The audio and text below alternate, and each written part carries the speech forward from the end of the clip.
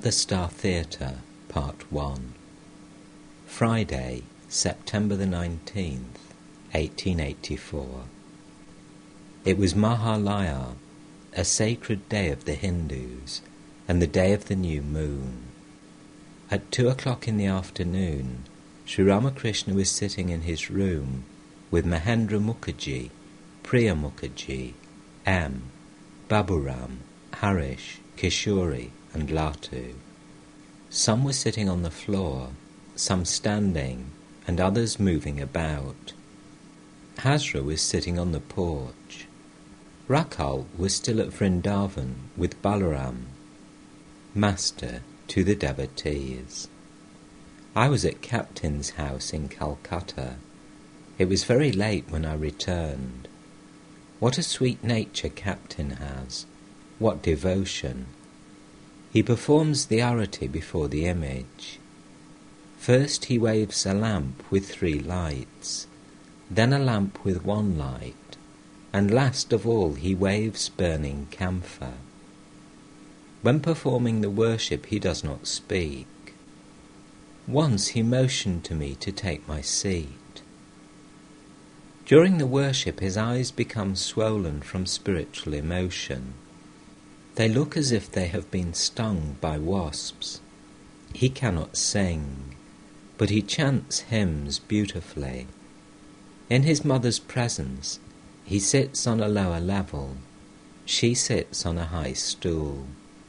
His father was a Havildar in the English army. He would hold a gun with one hand, and with the other worship Shiva. His servant made a clay image of Shiva for him.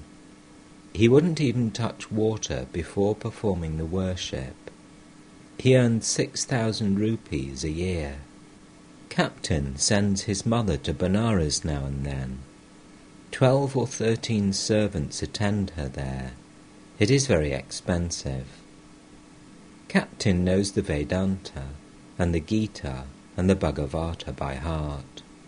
He says that the educated gentlemen of Calcutta follow the ways of Mlechas. In his earlier years, he practiced Hatha Yoga. That is why he strokes my head gently when I'm in Samadhi. His wife worships the deity in another form, that of Gopala. This time I didn't find her so miserly. She too knows the Gita and other scriptures. What devotion they have. They cooked a goat curry. Captain said they could eat it for 15 days, but she said, no, only 7 days. But I like the taste of it. They serve a very small quantity of each dish, but nowadays they give me good portions since I eat more than they do. After the meal, either Captain or his wife fans me. They are very pious souls and show great respect to holy men. The people of Upper India are greatly devoted to sadhus. The sons and nephews of the Jung Bahadar of Nepal once visited the temple garden. Before me they showed great respect and humility. Once a young girl of Nepal came to see me with Captain. She was a great devotee and unmarried. She knew the whole of the Gita Govinda by heart. Dwarika Babu and the others wanted to hear her music. When she sang the Gita Govinda, Dwarika Babu was profoundly moved, and wiped the tears from his eyes with his handkerchief. She was asked why she was not married. She said, "I am the handmaid of God. Whom else shall I serve?" Her people respect her as a goddess, as the scriptures enjoin. To Mahendra Mukherjee and the others, I shall feel very happy to know that you're being benefited by your visits here. To M, why do people come here? I don't know much of reading and writing. M, God's power is in you. That is why there is such power of attraction It is the divine spirit that attracts. Master: Yes, this is the attraction of Yoga Maya, the divine Shakti. She casts the spell. God performs all his Leela through the help of Yoga Maya. The love of the Gopis was like the attachment of a woman to her paramour. They were intoxicated with ecstatic love for Shri Krishna. A woman cherishing illicit love is not very keen about her own husband. If she is told that her husband has come, she will say, "What if he has? There is food in the kitchen. He can help himself." But if she is told of the arrival of a stranger, jovial, handsome and witty, she will run to see him and peep at him from behind a screen. You may raise an objection and say, "We have not seen God. How can we feel attracted to him as the Gopis felt attracted to Krishna?" But it is possible. I do not know him. I have only heard his name, and that has fixed my mind upon him. A devotee: Sir, what is the significance of Shri Krishna's stealing the Gopis' clothes? Master: There are 8 fetters that bind a person to the world. The Gopis were free from all but one, shame. Therefore, Krishna freed them from that one too, by taking away their clothes. On attaining God, one gets rid of all fetters. To Mahendra Mukherjee and the others, by no means all people feel attracted to God. There are special souls who feel so. To love God, one must be born with good tendencies. Otherwise, why should you alone of all the people of Bagbazar come here? You can't expect anything good in a dunghill. The touch of the Malaya breeze turns all trees into sandalwood, no doubt. But there are a few exceptions. The banyan, the cotton tree, and the ashwata, for example. To the Mukherjee brothers: You are well off. If a man slips from the path of yoga, then he is reborn in a prosperous family, and starts again his spiritual practice for the realization of God. Mahendra: Why does one slip from the path of yoga? Master: While thinking of God, the aspirant may feel a craving for material enjoyment. It is this craving that makes him slip from the path. In his next life, he will be born with the spiritual tendencies that he failed to translate into action in the present life. Mahendra: Then what is the way? Master: No salvation is possible for a man as long as he has desire, as long as he hankers for worldly things. Therefore, fulfill all your desires regarding food, clothes and sex. Smiling: What do you say about the last one? Legitimate or illegitimate? M and Mahendra laugh. It is not good to cherish desires and hankerings. For that reason, I used to fulfill whatever desires came to my mind. Once I saw some coloured sweetmeats at Burra Bazaar and wanted to eat them. They brought me the sweets and I ate a great many. The result was that I fell ill.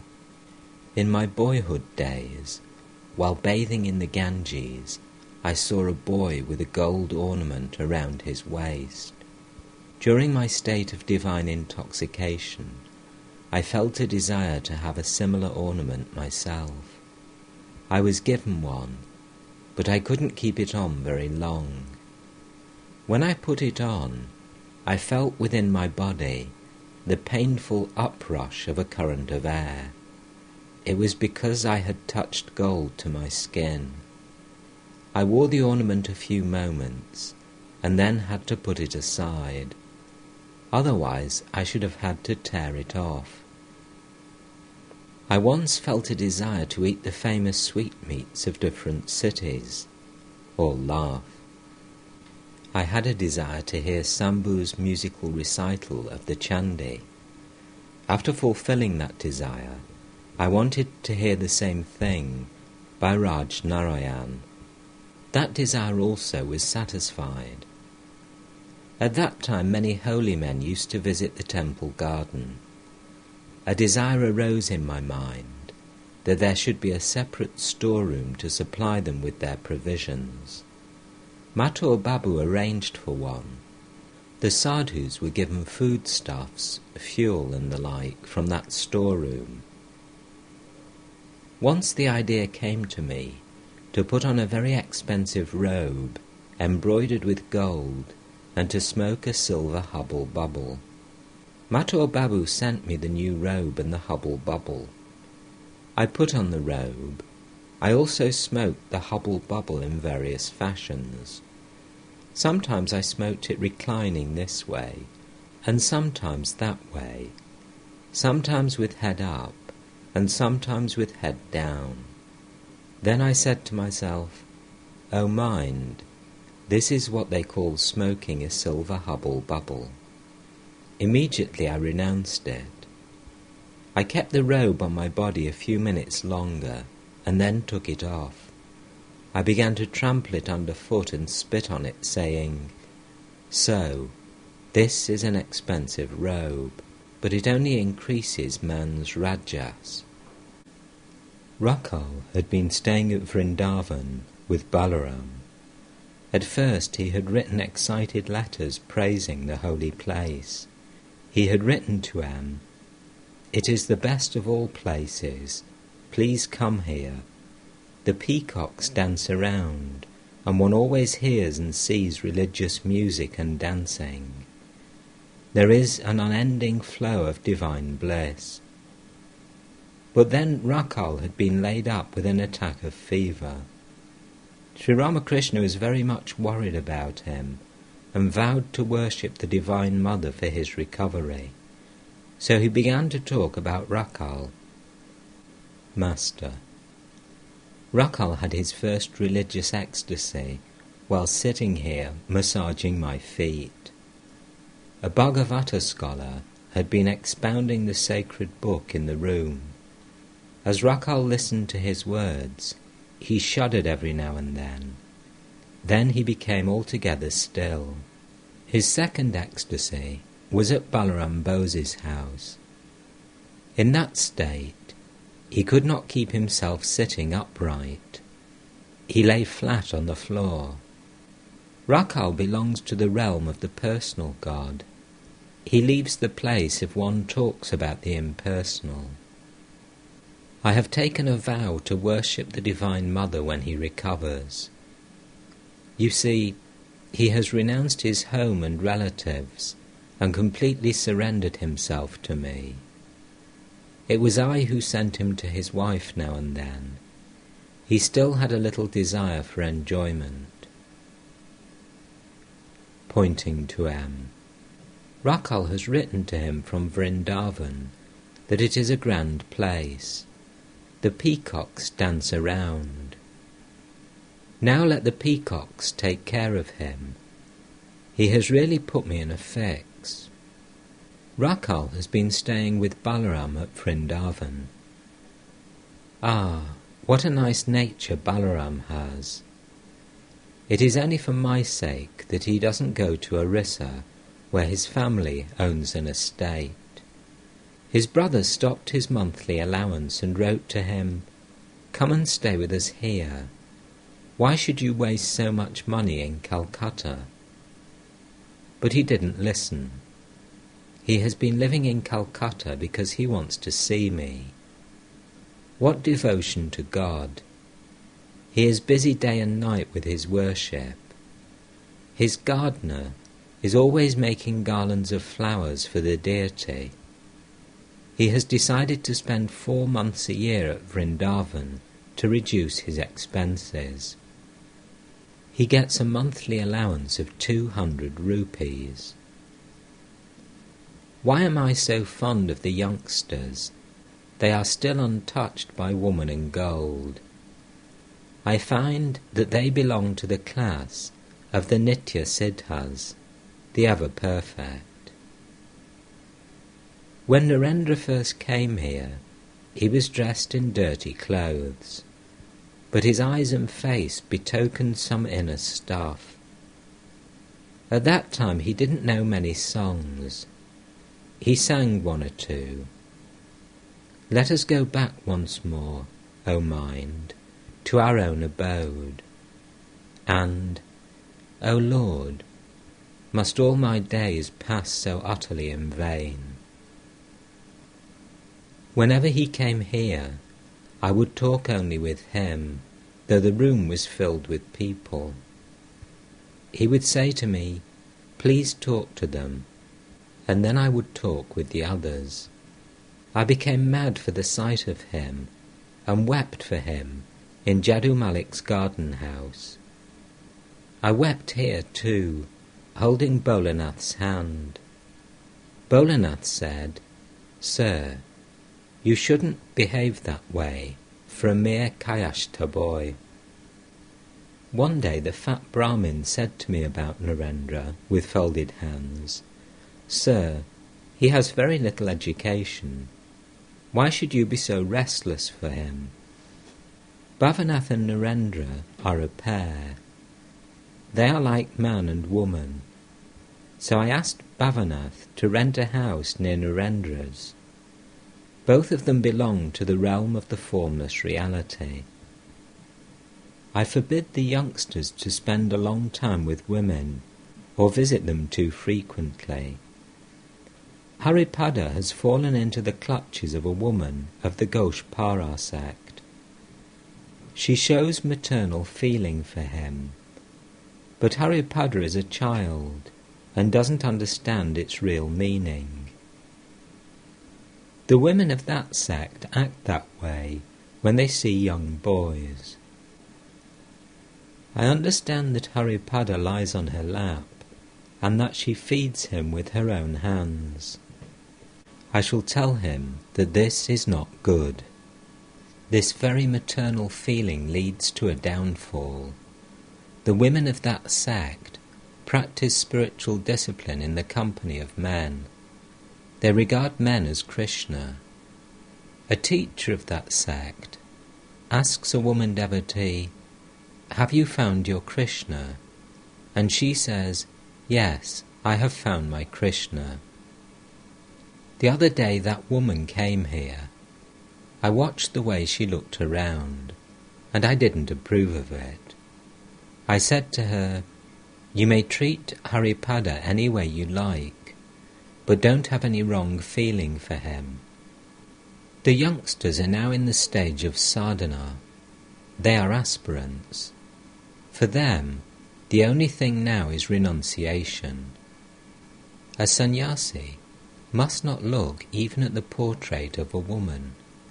I say to them, don't sit beside a woman and talk to her, even if she is a devotee. You may say a word or two to her standing. Even a perfect soul must follow this precept for his own protection, and also to set an example to others. When women come to me, I too say to them after a few minutes, "Go and visit the temples." If they don't get up, I myself leave the room. Others will learn from my example. Can you tell me why all these youngsters, and you people too, visit me? There must be something in me, or why should you all feel such a pull, such attraction? Once I visited Hriday's house at Sihor. From there I was taken to Sham Bazar. I had a vision of Gauranga before I entered the village, and I realized that I should meet Gauranga's devotees there. For 7 days and nights I was surrounded by a huge crowd of people. Such attraction. Nothing but kirtan and dancing day and night. People stood in rows on the walls and even were in the trees. I stayed at Natavar Goswami's house. It was crowded day and night. In the morning, I would run away to the house of a weaver for a little rest. There too I found that people would gather after a few minutes. They carried drums and cymbals with them, and the drum constantly played, Takuti, Takuti. We would have our meals at 3 in the afternoon. The rumour spread everywhere that a man had arrived who died 7 times and came back to life again. Hridai would drag me away from the crowd to a paddy field for fear I might have an attack of heat apoplexy. The crowd would follow us there like a line of ants. Again the cymbals and the never-ending takuti, takuti of the drums. Hridai scolded them and said, "Why do you bother us like this? Have we never heard kirtan?" The Vaishnava priests of the village came and almost started a quarrel. They thought I would take their share of the fees from the devotees, but soon they discovered that I didn't touch a piece of cloth or even a thread. Someone remarked that I was a Brahma Jnani. So the Vaishnava pundits wanted to test me. One said, "Why hasn't he beads and a mark on his forehead?" Another of them replied, "They have dropped from him, as the dry branch from a coconut tree." It was there that I learnt this illustration of the dry branch of a coconut tree. The upadhis, limitations, drop when one attains knowledge. People came thronging from different villages. They even spent the night there. At Shambazar, I learnt the meaning of divine attraction. When God incarnates himself on earth, he attracts people through the help of his yoga maya, his divine power. People become spellbound. It was about 3 o'clock in the afternoon. The master had been conversing with the Mukherjee brothers and the other devotees when Radhika Goswami, a Vaishnava scholar, arrived and bowed before him. This was his first visit to the master. Radhika Goswami took a seat. Master: "Are you a descendant of Advaita?" Goswami: "Yes, sir." At this the master saluted him with folded hands. Master: "You are descended from Advaita Goswami. You must have inherited some of his traits. A sweet mango tree produces only sweet mangoes, and not sour ones. Of course, it happens that some trees produce large mangoes and some small. That depends on the soil. Isn't that true?" Goswami humbly: "Sir, what do I know?" Master: "Whatever you may say, others will not let you off so easily. Brahmins, however imperfect they may be, are worshipped by all on account of their having been born in the lines of great sages." 2M. Tell us the story of the Samkachila. M sat in silence. Master: "If one of your ancestors was a great soul, he will certainly pull you up, however unworthy you may be.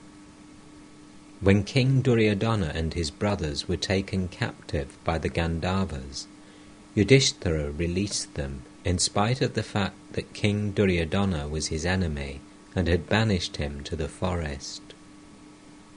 Besides, one must show respect to the religious garb. Even the mere garb recalls to mind the real object. Chaitanya once dressed an ass in a religious garb and then prostrated himself before it. Why do people bow before a Samkachila? When Kamsa was about to kill the Divine Mother, she flew away taking the form of a Shamkachila, so even now people salute the bird. An Englishman arrived at the cantonment of Chanak. The sepoys saluted him.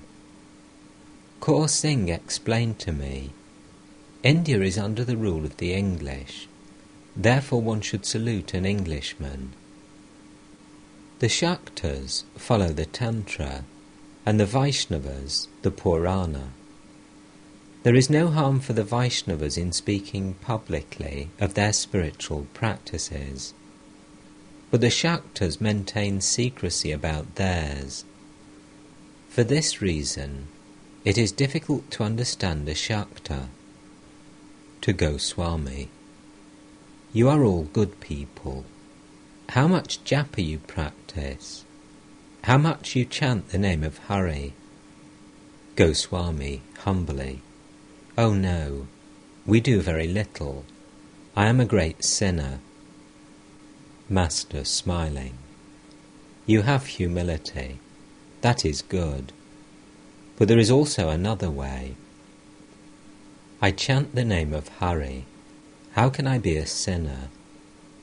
He who constantly repeats, I am a sinner, I am a wretch, verily becomes a sinner. What lack of faith!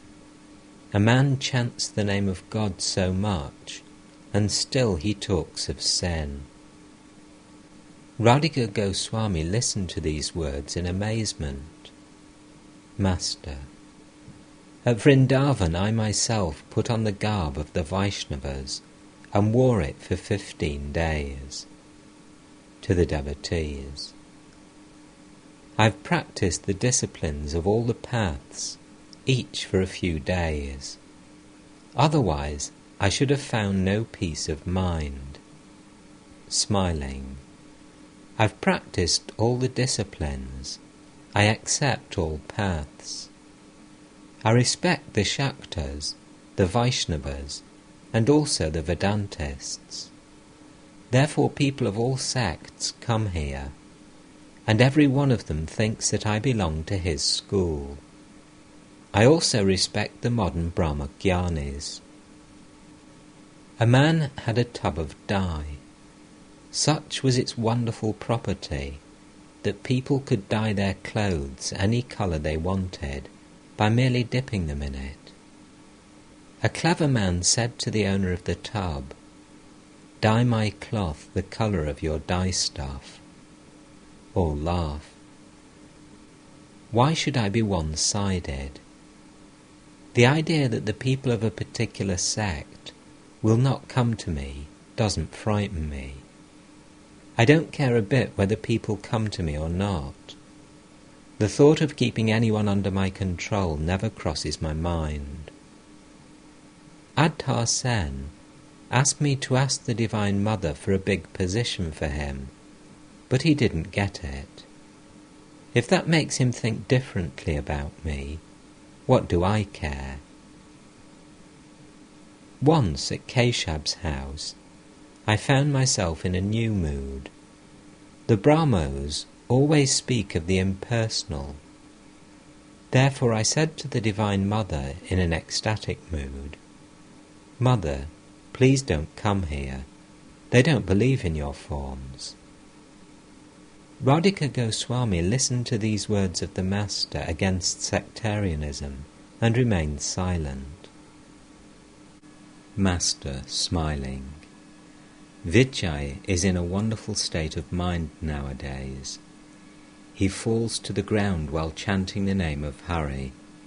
He devotes himself to kirtan, meditation, and other spiritual practices till 4 in the morning. He now puts on an ochre robe and prostrates himself before the images of God. Once he accompanied me to Gadadar's schoolhouse. I pointed out the place where Gadadhar used to meditate. At once Vijay prostrated himself there. Again he fell prostrate before the picture of Chaitanya Deva. Goswami, What about the image of Radha-Krishna? Master. He prostrated himself there too. Vijay also follows all the conventions of religious life. Goswami. He can now be accepted in Vaishnava society. Master. People's opinions don't count for much with him. Goswami. I don't mean that. By accepting him, Vaishnava society will honour itself. Master. He respects me very much, but it is difficult to reach him. One day he is called to Dhaka, the next day to some other place. He is always busy. His presence has created great trouble in the Sadharan Brahmo Samaj. Goswami. Why so, sir? Master. The Brahmos tell him, you mix with people who worship God with form. You are an idolater. Vijay is liberal and straightforward. Unless a man is guileless, he doesn't receive the grace of God. Shri Ramakrishna talked to the Mukherjee brothers. Mahendra, the elder, had his own business. Priyanath, the younger, had been an engineer. After making some provision for himself, he had given up his job. Mahendra was 35 or 36 years old. The brothers had homes both in the country and in Calcutta. Master, smiling. Don't sit idle simply because your spiritual consciousness has been awakened a little. Go forward. Beyond the forest of sandalwood, there are other and more valuable things. Silver mines, gold mines, and so on. Priya, smiling. Sir, our legs are in chains. We cannot go forward. Master. What if the legs are chained? The important thing is the mind. Bondage is of the mind, and freedom also is of the mind. Listen to a story. There were two friends. One went into a house of prostitution, and the other to hear a recital of the Bhagavata. What a shame, thought the first. My friend is hearing spiritual discourse, but just see what I have slipped down to. The second friend said to himself, shame on me. My friend is having a good time, but how stupid I am. After death, the soul of the first was taken to Vaikuntha by the messenger of Vishnu, while that of the second was taken to the netherworld of Yama. Priya. But the mind is not under my control. Master. How is that? There is such a thing as abhyasa, yoga through practice. Keep up the practice, and you will find that your mind will follow in whatever direction you lead it. The mind is like a white cloth just returned from the laundry. It will be red if you dip it in red dye, and blue if you dip it in blue. It will have whatever colour you dip it in. To Goswami. Have you anything to ask? Goswami. No, sir. I'm satisfied that I've seen you and have been listening to your words. Master. Go and visit the temples. Goswami, very humbly. Won't you please sing something about Sri Chaitanya? The master complied. He sang, Why has my body turned so golden? It is not time for this to be. Many the ages that must pass before as Gauranga I appear. Again, Gaura gazes at Vrindavan, and tears stream from his eyes. In an exuberance of joy he laughs and weeps and dances and sings. He takes a wood for Vrindavan, the ocean for the blue Jamuna. he rolls on the ground for love of Hari. After singing, the master went on with the conversation. Master to Goswami: I have sung these songs to suit your Vaishnava temperament, but I must sing differently when the Shaktas or others come. Here, people of all sects come, Vaishnavas, Shaktas, Kathabhajas, Vedantists, and also members of the modern Brahmo Samaj. Therefore, one finds here all ideals and attitudes. It is by the will of God that different religions and opinions have come into existence. God gives to different people what they can digest. The mother does not give fish pilau to all her children. They cannot digest it, so she prepares simple fish soup for some. Everyone cherishes his own special ideal and follows his own nature. They provide various images for the Baroari, because people of different sects assemble at it. You see there images of Radha Krishna, Shiva Durga, and Sita Rama, different images in different places.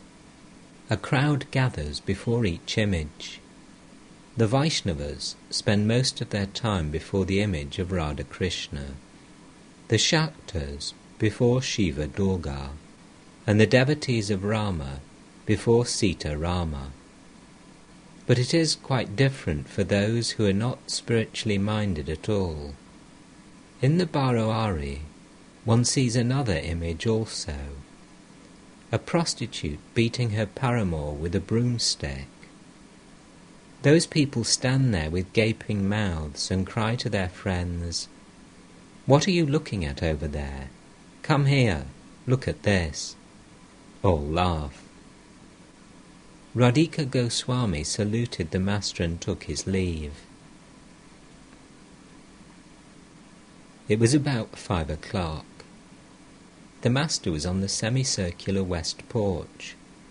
Baburam, Latu, the Mukherjee brothers, M, and some other devotees were with him. Master to M and the others: Why should I be one-sided? The Goswamis belong to the Vaishnava school and are very bigoted. They think that their opinion alone is right, and all other opinions are wrong. My words have hit him hard. Smiling: One must strike the elephant on the head with the goad. That is the elephant's most sensitive spot. Then Shri Ramakrishna told a few naughty jokes for the young men. Master to the devotees: I don't give the youngsters a pure vegetarian diet.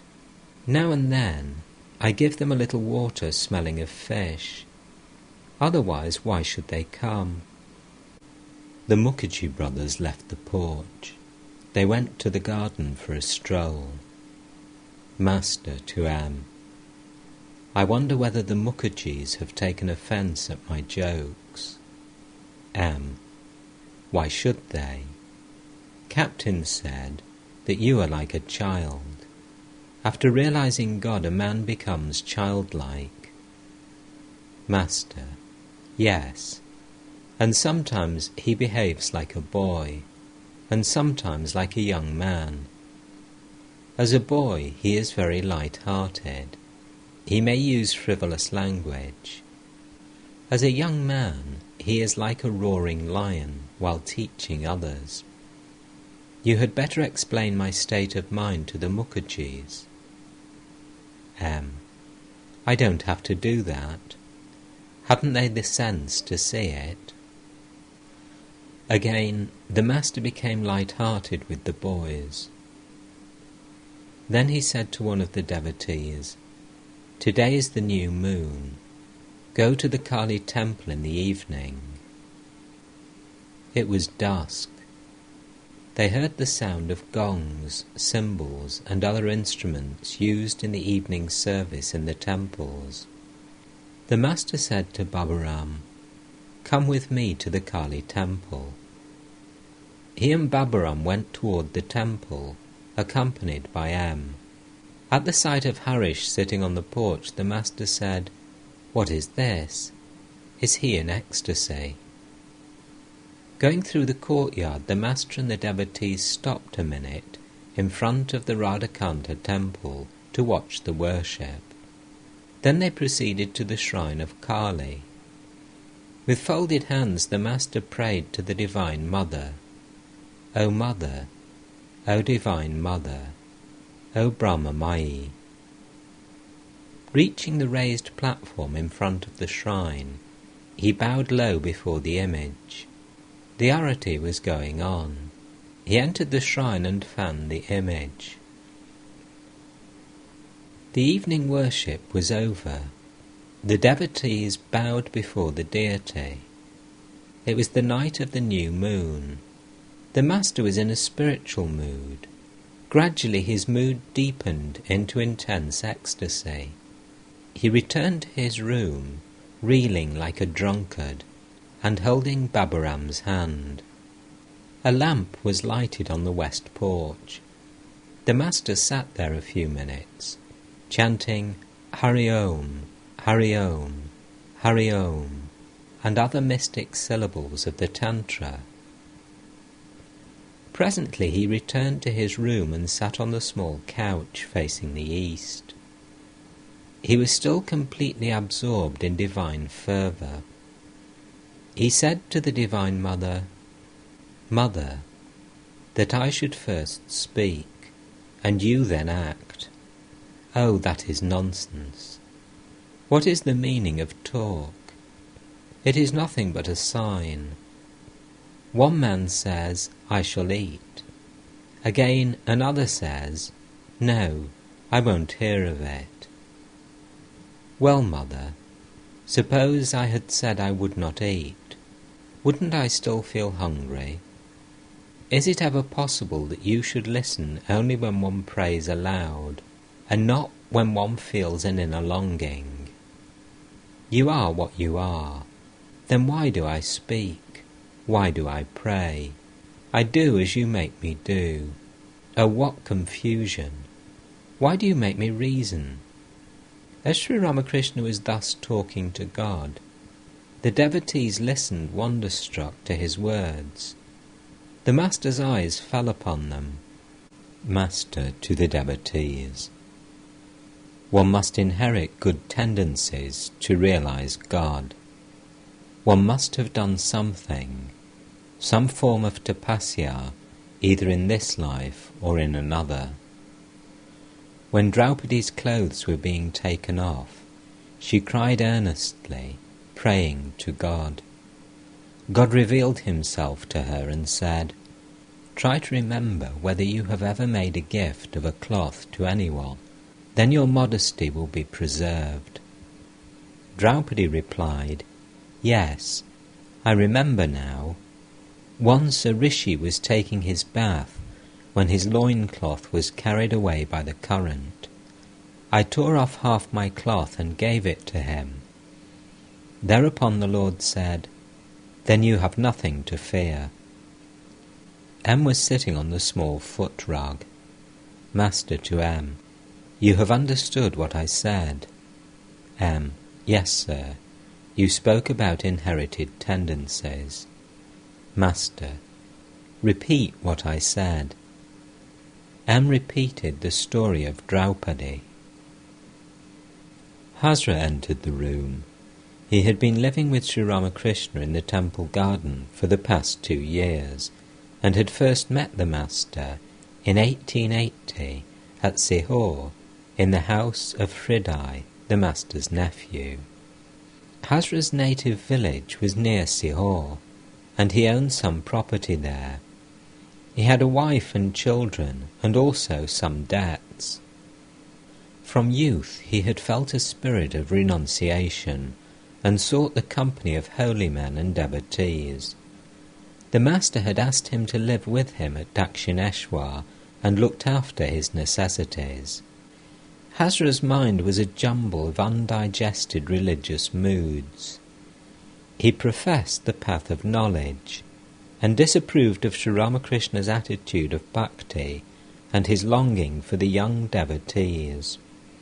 Now and then he thought of the Master as a great soul, but again he slighted him as an ordinary human being. He spent much of his time in telling his beads, and he criticised Rakal and the other young men for their indifference to the practice. He was a strong advocate of religious conventions and rules of conduct, and made a fad of them. He was about 38 years old. As Hasra came in, the Master became a little abstracted, and in that mood began to talk. Master to Hasra: what you are doing is right in principle, but the application is not quite correct. Don't find fault with anyone, not even with an insect. As you pray to God for devotion, so also pray that you may not find fault with anyone. Hasra: does God listen to our prayer for bhakti? Master: surely.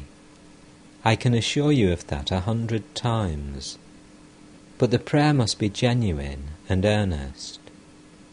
Do worldly-minded people weep for God as they do for wife and children? At Kamarpukur, the wife of a certain man fell ill. The man thought she would not recover. He began to tremble and was about to faint. Who feels that way for God? Hasra was about to take the dust of the Master's feet. Master, shrinking: what is this? Hasra: why should I not take the dust of his feet, who has so kindly kept me with him? Master: satisfy God, and everyone will be satisfied. If he is pleased, the world is pleased. Once the Lord ate a few greens from Draupadi's cooking pot and said, "Ah, I am satisfied." Immediately the whole world and all its living beings were satisfied. They felt as if they had eaten their fill. But was the world satisfied, or did it feel that way when the rishis ate their food? To Hasra: a perfect soul, even after attaining knowledge, practices devotions or observes religious ceremonies to set an example to others. I go to the Kali temple, and I bow before the pictures in my room. Therefore others do the same. Further, if a man has become habituated to such ceremonies, he feels restless if he does not observe them. One day I saw a sannyasi under the banyan tree. He had put the salagram on the same carpet with his guru's sandals. He was worshipping them. I said to him, "If you have attained knowledge to that extent, then why such formal worship at all?" He replied, "What difference does it make? Since I do everything else, why not this too? Sometimes I offer the flowers at the Guru's feet, and sometimes to God." One cannot renounce work as long as one has a body. As long as there is mud at the bottom of the lake, bubbles will be produced. To Hasra: if there is knowledge of one, there is also knowledge of many. What will you achieve by mere study of the scriptures? The scriptures contain a mixture of sand and sugar, as it were. It is extremely difficult to separate the sugar from the sand. Therefore, one should learn the essence of the scriptures from the teacher or from a sadhu. Afterwards, what does one care for books? To the devotees: gather all the information and then plunge in. Suppose a pot has dropped in a certain part of a lake. Locate the spot and dive there. One should learn the essence of the scriptures from the Guru, and then practice sadhana. If one rightly follows spiritual discipline, then one directly sees God. The discipline is said to be rightly followed only when one plunges in.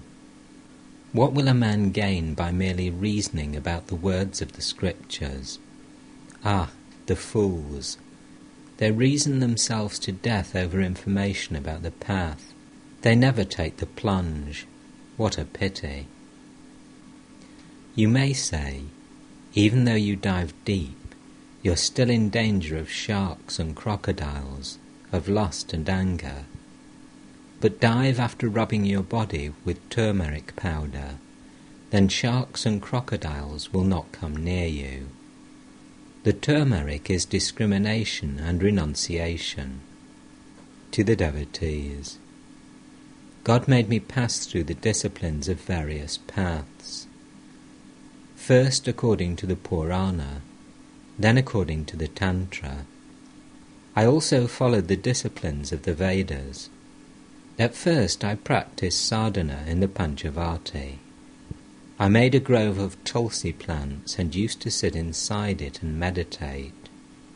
Sometimes I cried with a longing heart, Mother, Mother, or again, Rama, Rama.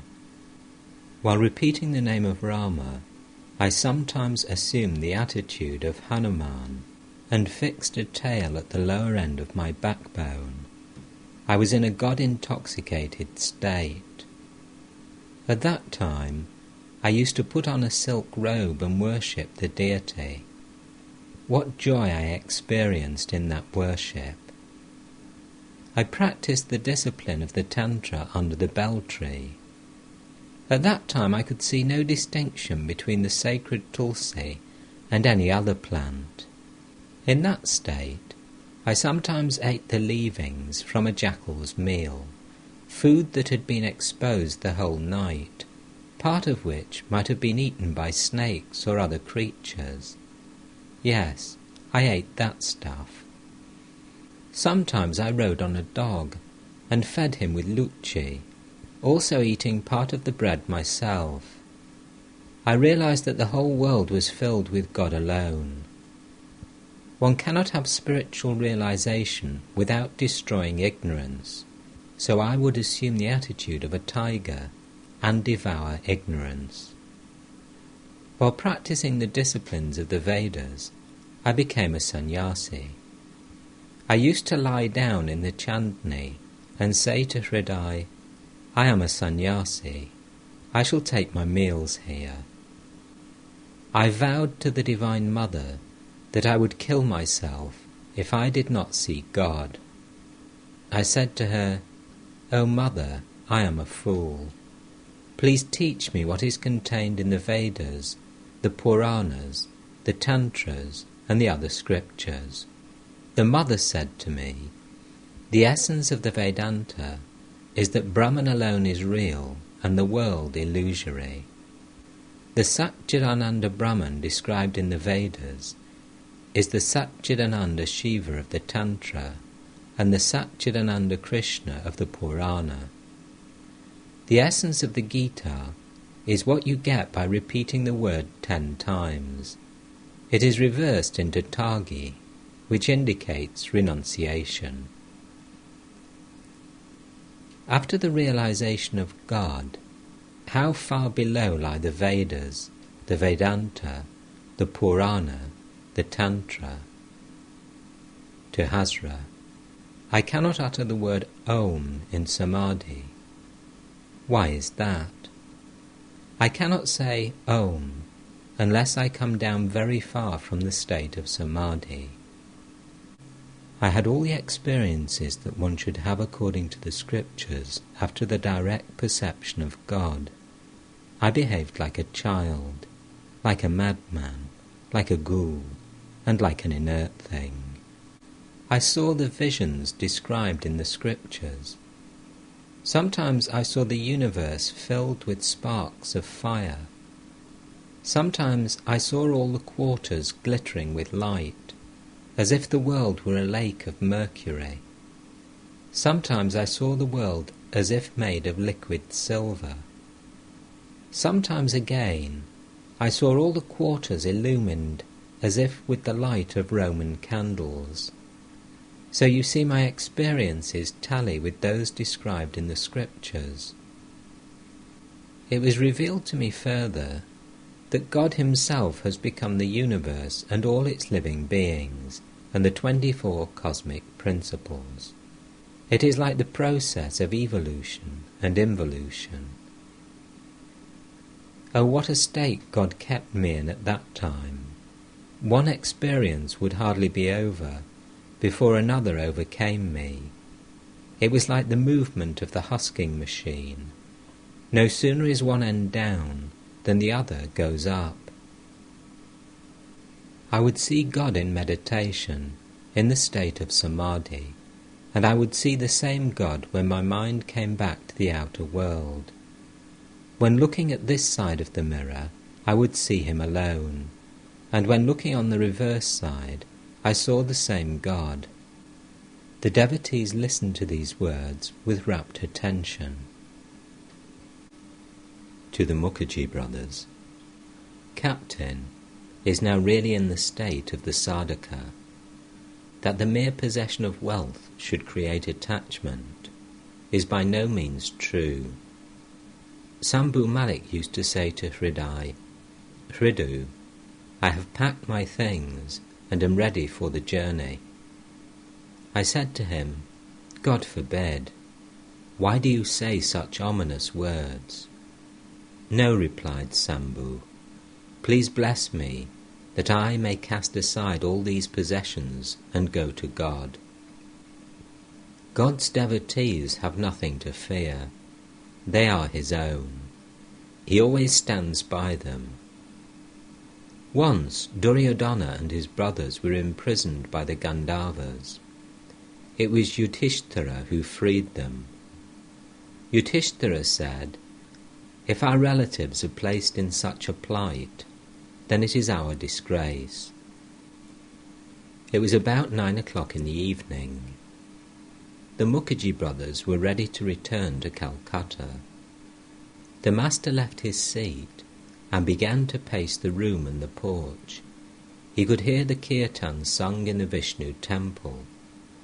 A devotee said that Harish and Latu were in the singing party.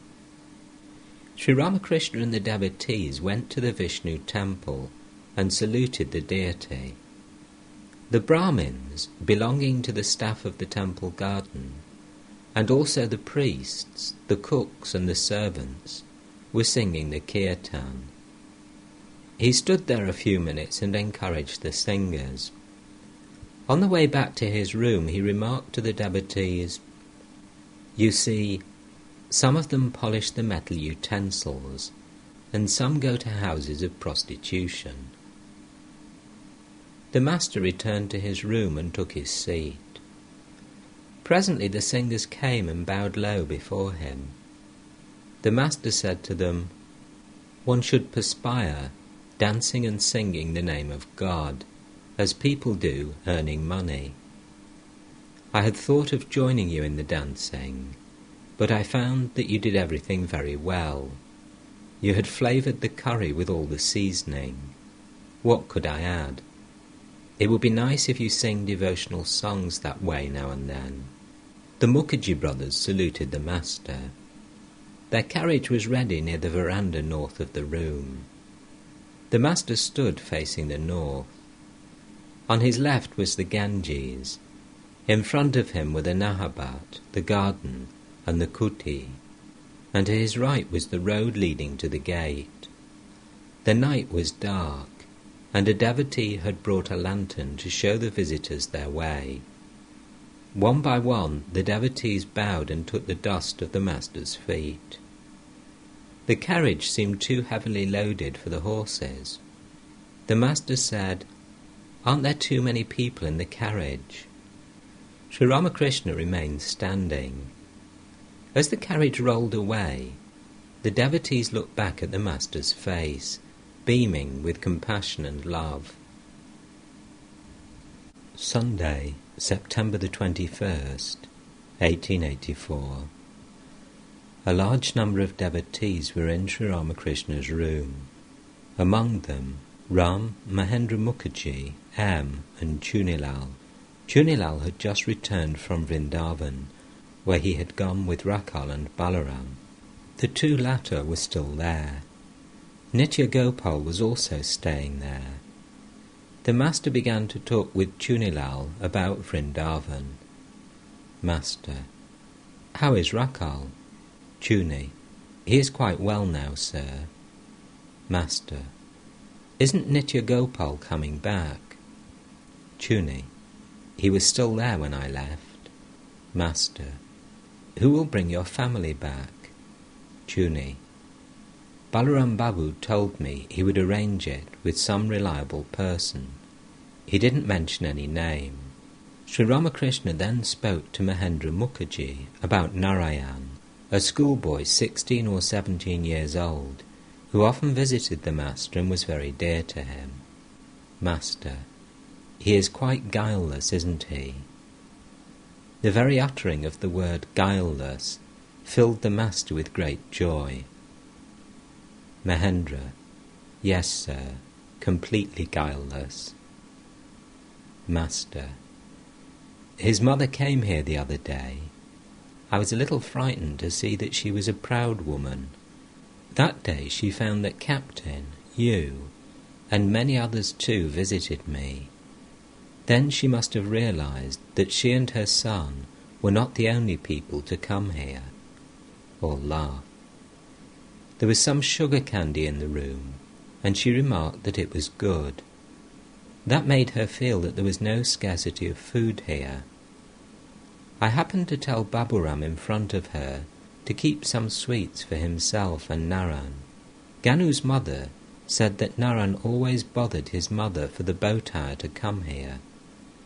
His mother said to me, "Please ask Naran to consent to marry." I replied, "All that depends on one's fate. Why should I interfere?" All laughed. Naran is indifferent to his studies. His mother said, "Please ask him to pay a little more attention." So I said to Naran, "Attend to your studies." Then his mother said, "Please tell him seriously." All laugh. To Chunilal: "Why doesn't Gopal come here?" Chunilal: "He has been suffering from dysentery." Master: "Is he taking any medicine?" Sri Ramakrishna was planning to go to a performance of the Chaitanya Leela at the Star Theatre. Mahendra Mukherjee was to take him to Calcutta in his carriage. They were talking about choosing good seats. Some suggested that one could see the performance well from the 1 rupee gallery. Ram said, "Oh no, I shall engage a box for him." The Master laughed. Some of his devotees said that public women took part in the play.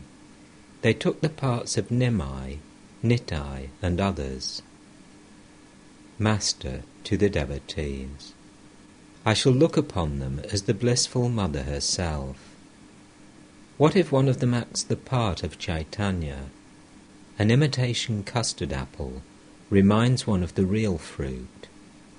Once, while going along a road, a devotee of Krishna noticed some barbla trees. Instantly his mind was thrown into ecstasy. He remembered that the wood of the barbla trees was used for the handles of the spades that the garden of the temple of Shyamasundar was dug with. The trees instantly reminded him of Krishna. I was once taken to the Maidan in Calcutta to see a balloon go up. There I noticed a young English boy leaning against a tree with his body bent in 3 places.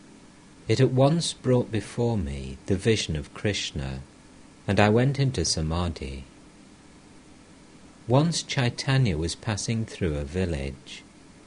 Someone told him that the body of the drum used in the kirtan was made from the earth of that village, and at once he went into ecstasy. Radha could not control herself at the sight of a cloud or the blue throat of a peacock.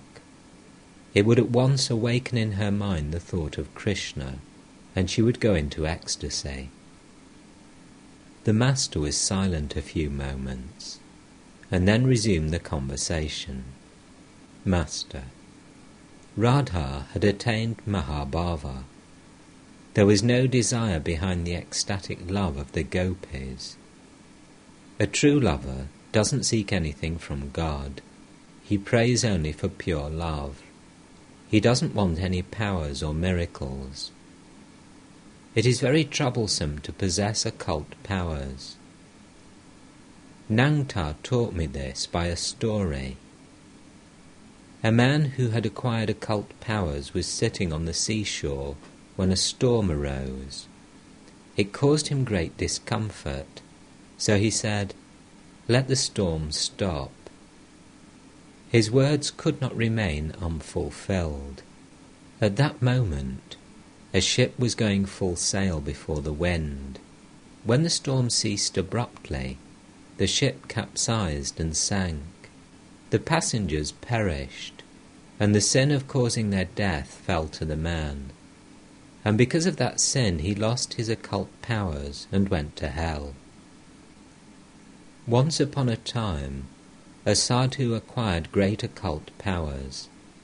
He was vain about them, but he was a good man and had some austerities to his credit.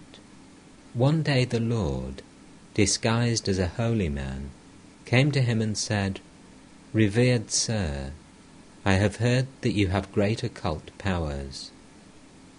The sadhu received the Lord cordially and offered him a seat. Just then an elephant passed by. The Lord, in the disguise of the holy man, said to the sadhu, "Revered sir, can you kill this elephant if you like?" The sadhu said, "Yes, it is possible." So saying, he took a pinch of dust, muttered some mantras over it, and threw it at the elephant. The beast struggled a while in pain, and then dropped dead. The Lord said, "What power you have! You have killed the elephant." The sadhu laughed. Again the Lord spoke, "Now can you revive the elephant?" "That too is possible," replied the sadhu. He threw another pinch of charmed dust at the beast. The elephant writhed about a little and came back to life. Then the Lord said, "Wonderful is your power, but may I ask you one thing? You have killed the elephant, and you have revived it. But what has that done for you? Do you feel uplifted by it? Has it enabled you to realize God?" Saying this, the Lord vanished. Subtle are the ways of Dharma. One cannot realize God if one has even the least trace of desire. A thread cannot pass through the eye of a needle if it has the smallest fibre sticking out.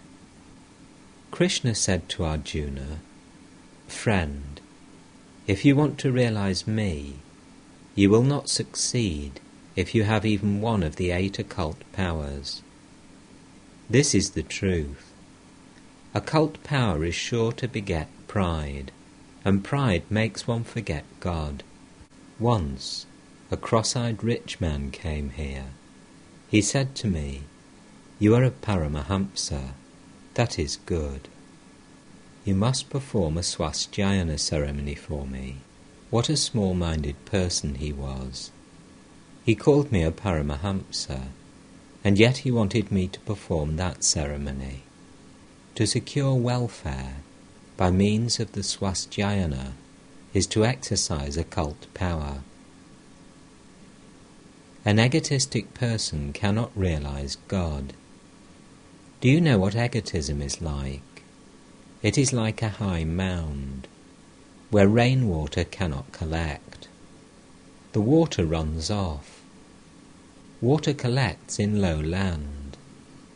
There seeds sprout and grow into trees. Then the trees bear fruit. Therefore I say to Hazra, never think that you alone have true understanding and that others are fools.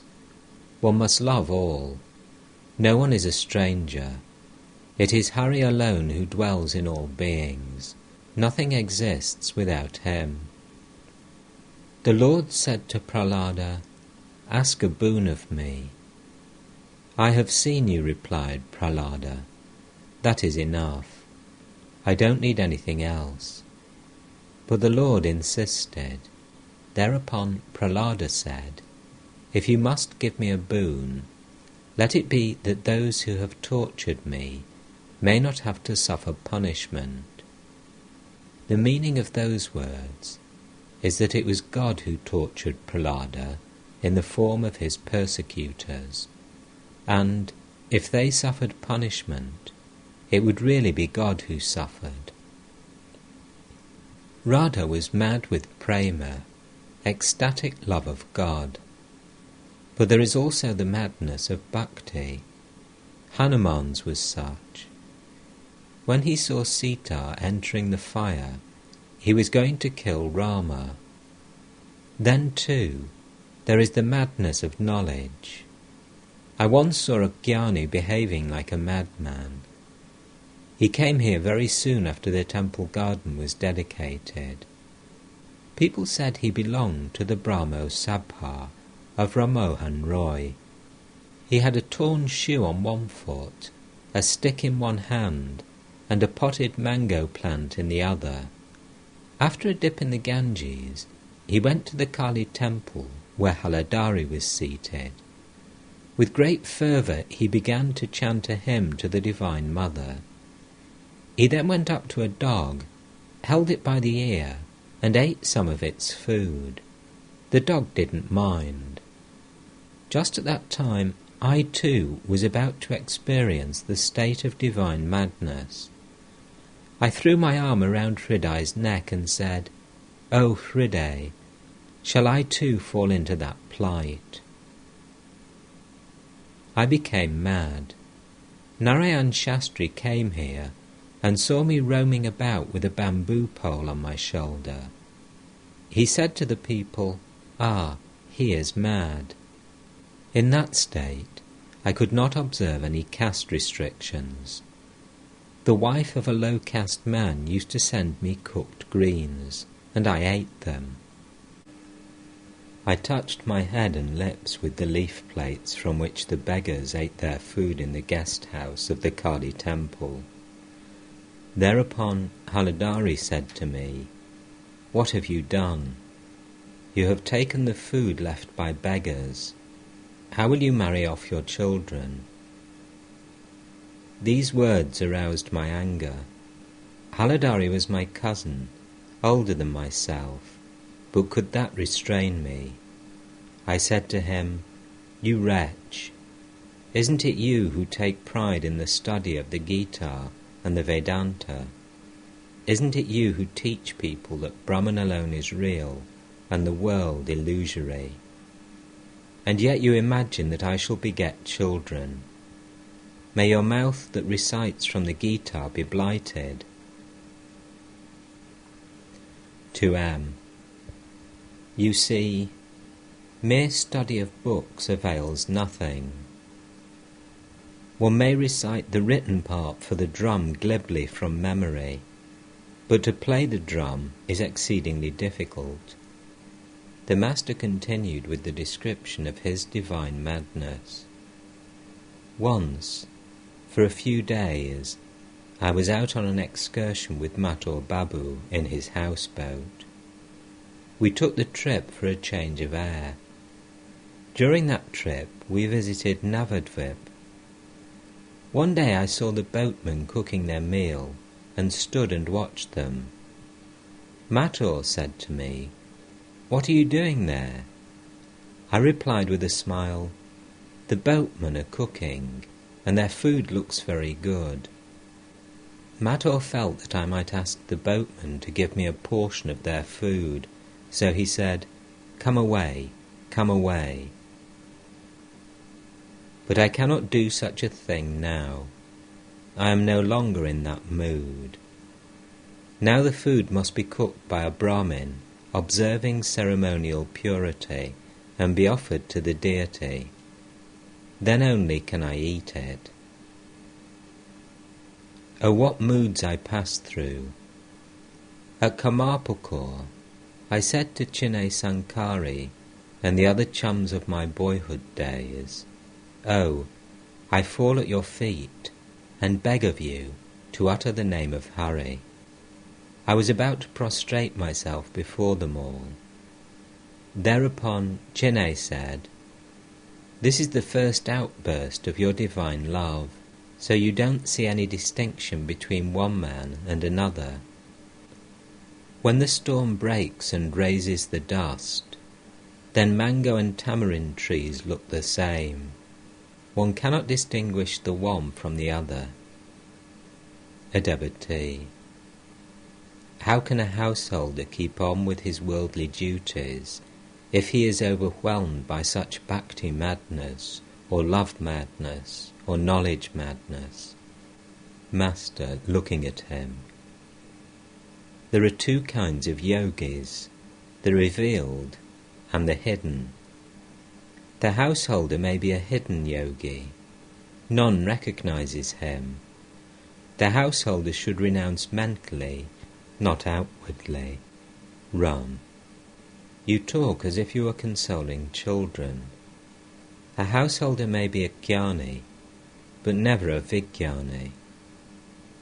Master: "He may become a vijnani in the end, but it is not good to force oneself into renunciation." Ram: "Keshab Sen used to say, 'Why do people go to him so much? One day he will sting them, and they will flee from him.'" Master: "Why should I sting people? I say to people, do this as well as that. Do your worldly duties, and call on God as well. I don't ask them to renounce everything." With a smile. One day Keshab was delivering a lecture. He said, "O Lord, grant that we may dive into the river of divine love and go straight to the ocean of Satchidananda." The ladies were seated behind the screen. I said to Keshab, "How can you all dive once for all?" Pointing to the ladies, I said, "Then what would happen to them? Every now and then you must return to dry land. You must dive and rise alternately." Keshab and the others laughed. Hazra says to me, "You love most those endowed with rajas, those who have great wealth and name and fame. If that is so, then why do I love people like Harish and Notto? Why do I love Narendra? He can't even afford salt to season his roast banana." Shri Ramakrishna left his room and went toward the pine grove, talking with M. A devotee followed them with water and towel. The master was talking about his intended visit to the Star Theatre. He said to M, "What Ram says applies to Rajasic people. What is the use of reserving an expensive seat?" About 5 o'clock that afternoon, Shri Ramakrishna was on his way to Calcutta. M, Mahendra Mukherjee, and a few other devotees accompanied him in Mahendra's carriage. Thinking of God, the master soon went into an ecstatic mood. After a long time he regained consciousness of the world. He observed, "That fellow Hazra dares teach me, the rascal." After a short pause he said, "I shall drink some water." He often made such remarks in order to bring his mind down to the sense plane. Mahendra to M. May I get some refreshments for him? M. No, he won't eat anything now. Master, still in an ecstatic mood. I shall eat. Mahendra took the master to his flour mill, located at Hati Bagan. After a little rest, Sri Ramakrishna was to go to the theatre. Mahendra did not care to take him to his own house, for the master was not well acquainted with his father. Priyanath, Mahendra's second brother, was also a devotee of the master. Sri Ramakrishna was sitting on a cot, over which a carpet had been spread, and was engaged in spiritual talk. Master to M and the others.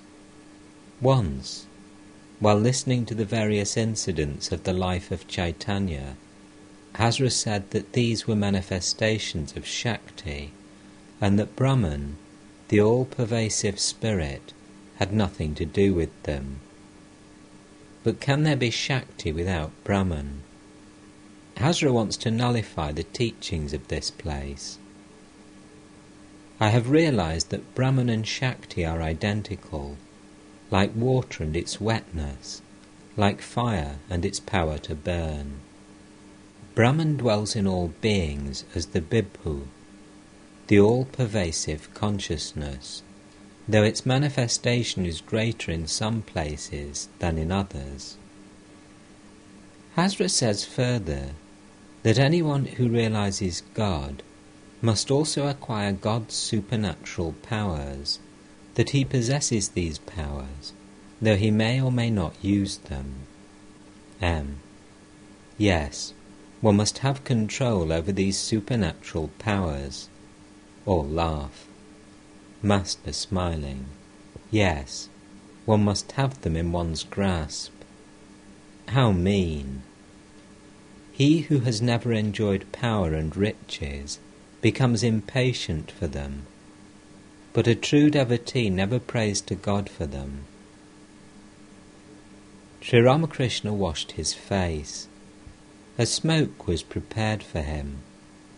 He said to M, "Is it dusk now?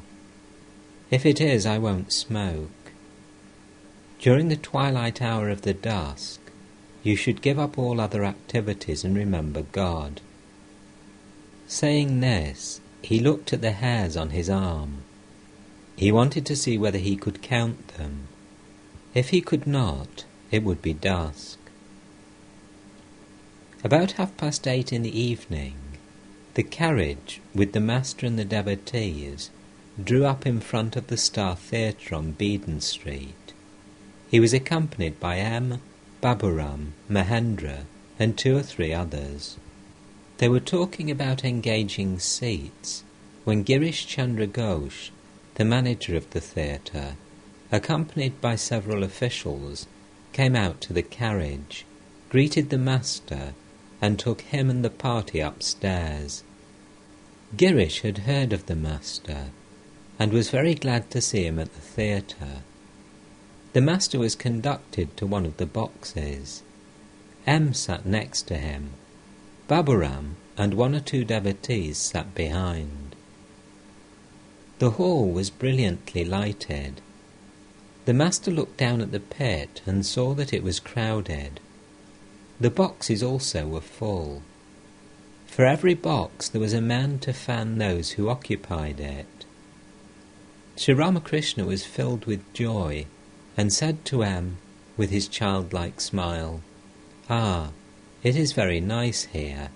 I'm glad to have come. I feel inspired when I see so many people together. Then I clearly perceive that God himself has become everything." M. It is true, sir. Master. How much will they charge us here? M. They won't take anything. They are very happy that you have come to the theatre. Master. It is all due to the grace of the Divine Mother. The Chaitanya Leela was about to be performed. It was a play about the early life of Sri Chaitanya, who was also known as Nimai, Gar, Gora and Gauranga. The curtain rose. The attention of the audience was fixed on the stage. The first scene depicts a council of sin and the 6 passions.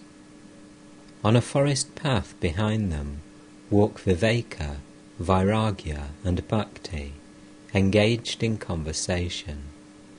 Bhakti says to her companions, Gauranga is born in Nadia. Therefore the Vidyadharis, the Munis and the Rishis have come down to earth in disguise to pay their respects to him. She sings, Blessed indeed is the earth. Gora is born in Nadia. Behold the Vidyadharis coming in chariots to adore him. Behold the Munis and Rishis who come allured by the spell of love. The Vidyadharis, Munis and Rishis sing a hymn to Gauranga and adore him as an incarnation of God. Shri Ramakrishna watched the scene and was overpowered with divine ecstasy. He said to M, Look at it. Ah, ah. Sages, O Keshava, bestow thy grace upon thy luckless servants here. O Keshava, who dost delight to roam Vrindavan's glades and groves. Goddesses, O Madhava, our mind's bewitcher, sweet one, who dost steal our hearts, sweetly playing on thy flute. Chorus. Chant, O mind, the name of Hari. Sing aloud the name of Hari. Praise Lord Hari's name.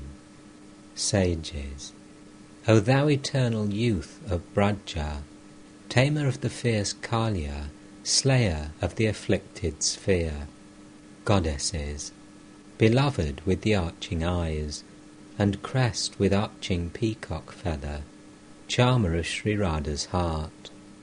Sages, Govardhan's mighty lifter thou, all garlanded with sylvan flowers. O Dharmadhara, Kamsa's scourge. Goddesses, O dark one who doth sport in bliss, with sweet Vrindavan's gopi maids. Chorus.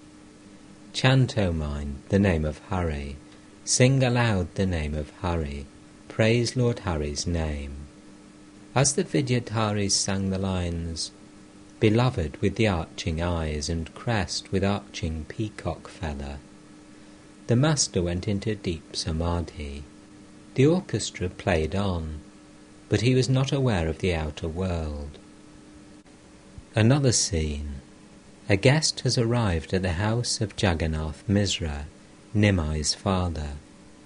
The boy Nimai plays about, singing with his friends in a happy mood. Tell me, where is my blessed Vrindavan? Where is Mother Yashoda? Where Father Nanda and Brother Balai? Where my twin cows black and white? Tell me, where is my magic flute? My friends Sudama and Sridharma?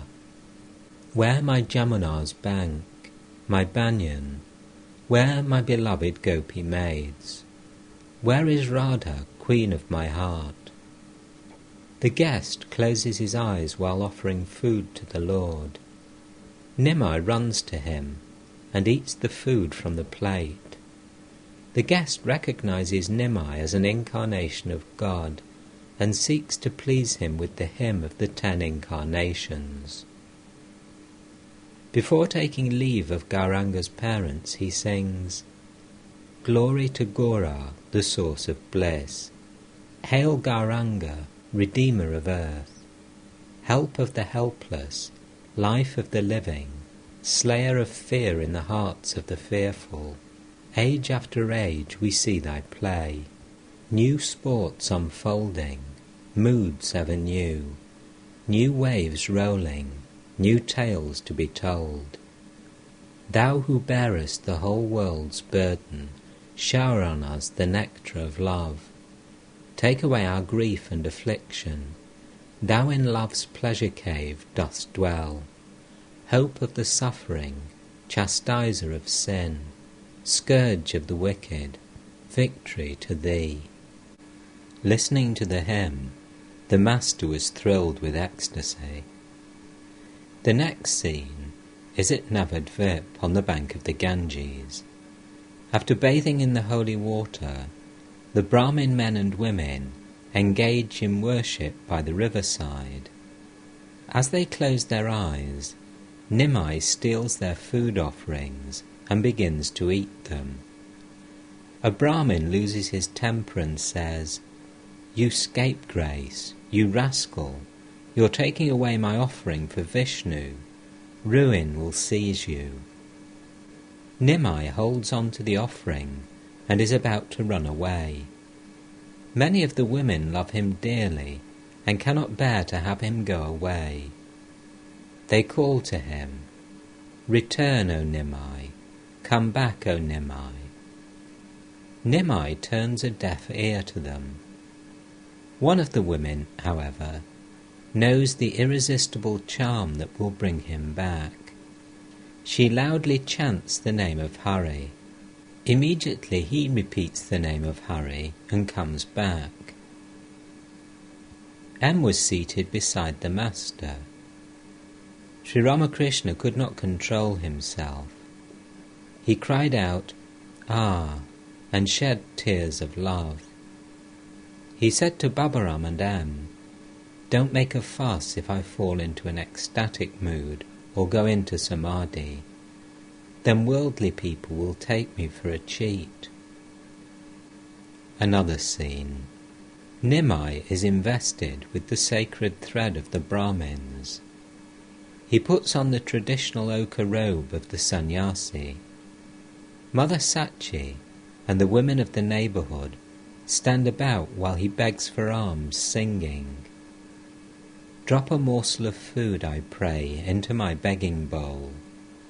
Alone I roam, a new-made yogi on the highways of the world. People of Braja, you I love, and so, time and again I come to you. At hunger's call I beg my food from door to door. The sun is low, and I must seek my home on the Yamuna's bank. Into its waters fall my tears, as onward murmuring it flows." The onlookers leave the stage. Nimai stands alone. The gods in the guise of Brahmin men and women sing his praises. Men, thy body gleams like liquid moonlight. Thou hast put on man's dwarfish form. O Lord, we salute thee. Women, bewitcher of the Gopis' hearts, thou roamest in the shady groves about Vrindavan's vale. Nimai, hail Shri Radha, glory to Radha. Men, the youths of Braja are thy friends. Thou curbest haughty Madan's pride. Women, thy love hast made the Gopis mad. In ecstasy the Yamuna thrills. Men, Narayana, deluder of demons, refuge of the fear-stricken gods. Women, O lover of Braja, thou dost beg the love of Braja's comely maidens. Nimai, hail Shri Radha, glory to Radha. Listening to the music, the master went into samadhi. The curtain fell and the orchestra played on.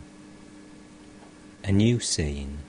Srivas and the other devotees are engaged in conversation in front of Advaita's house.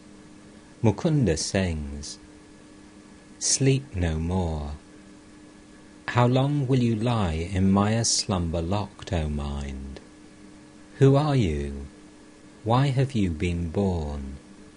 Forgotten is your own true self. O mind, unclose your eyes at last, and wake yourself from evil dreams. A fool you are to bind yourself so to the passing shows of life, when in you lies eternal bliss. Come out of gloom, O foolish mind, come out and hail the rising sun.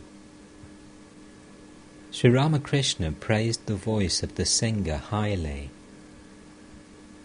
Another scene. Nimai is staying at home. Srivas comes to visit him. First he meets Sachi. The mother weeps and says, "My son doesn't attend to his household duties. My eldest son, Vishvarupa, has renounced the world, and my heart has ached ever since. Now I fear that Nimai will follow his steps." Nimai arrives. Sachi says to Srivas, "Look at him. Tears run down his cheeks and breast. Tell me how I can free him from these notions."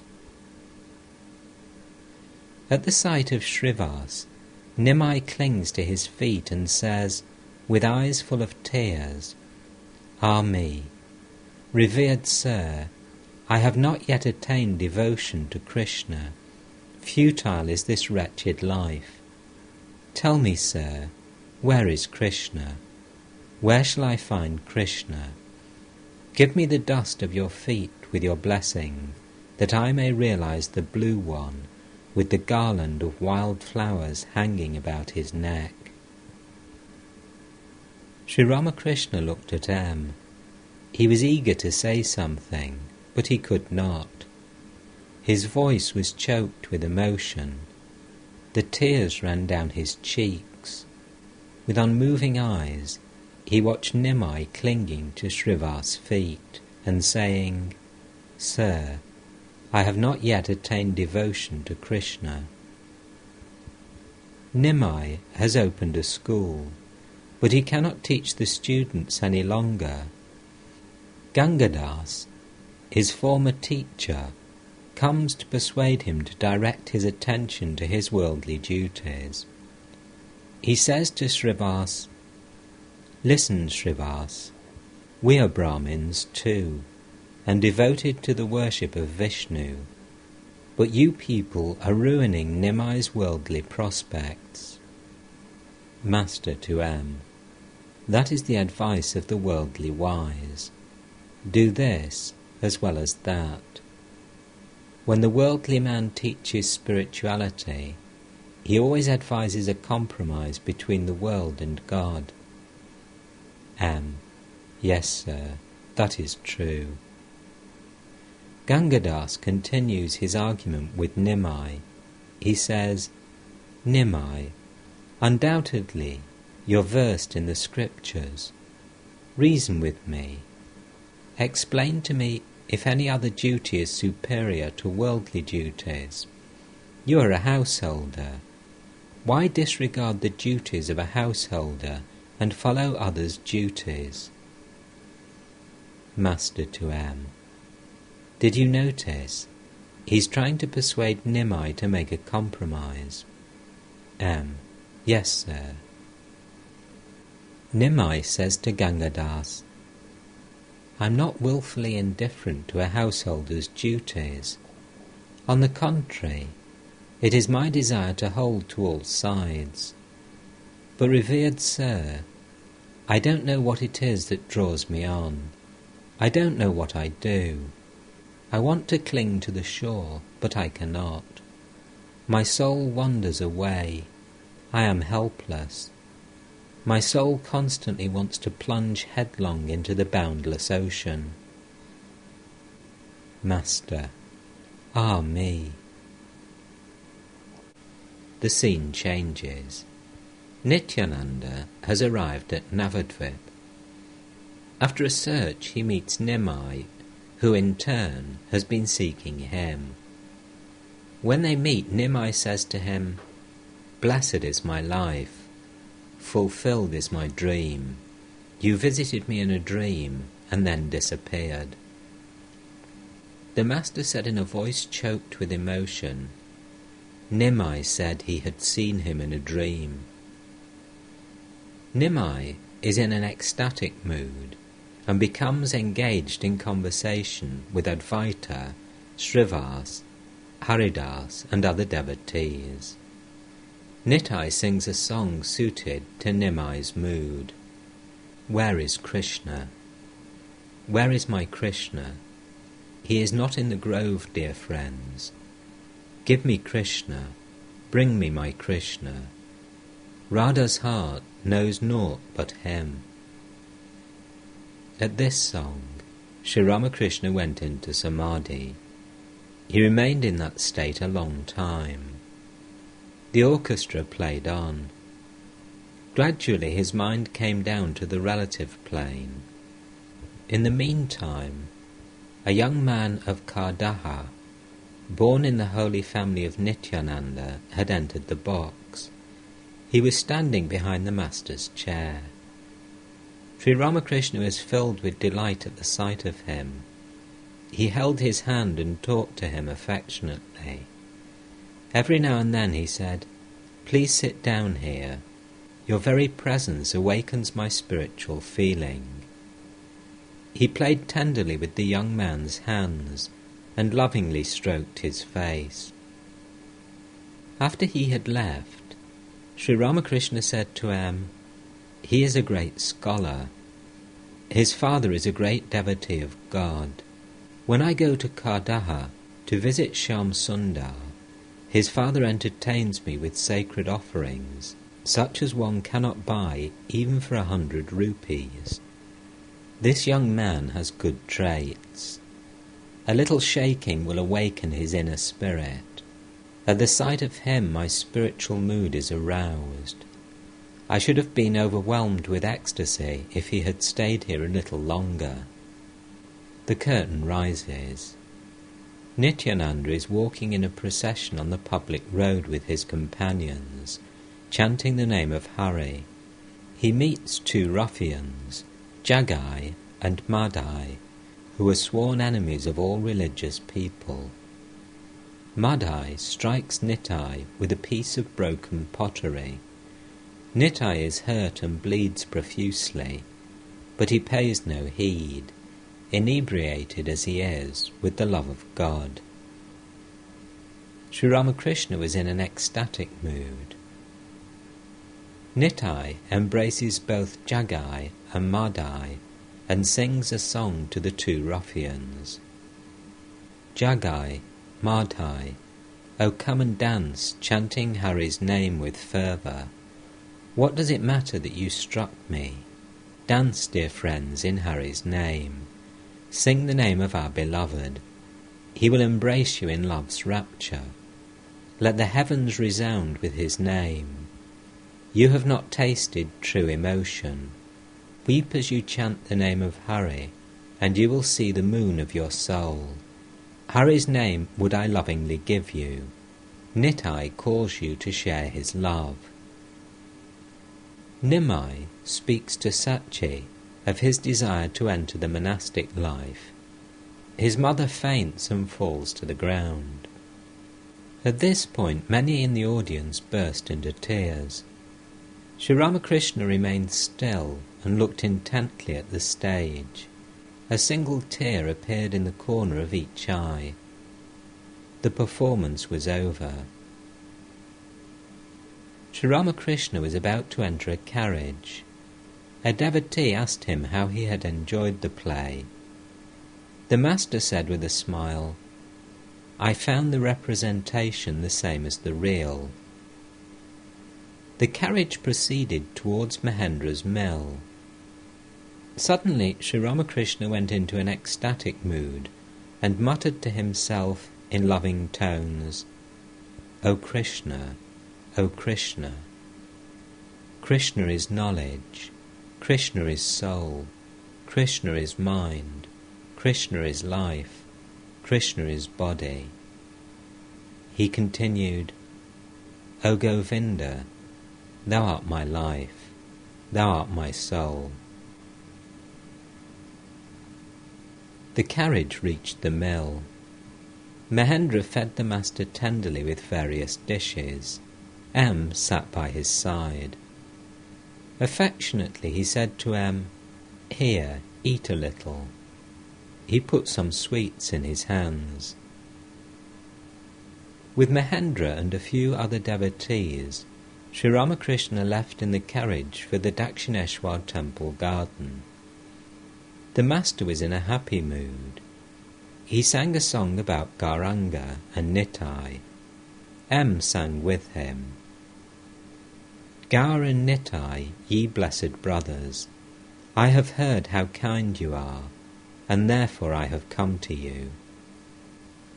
The Master and Mahendra talked about the latter's intended pilgrimage. Master smiling, the divine love in you is barely a sprout now. Why should you let it wither? But come back very soon. Many a time I have thought of visiting your place. At last I have done it.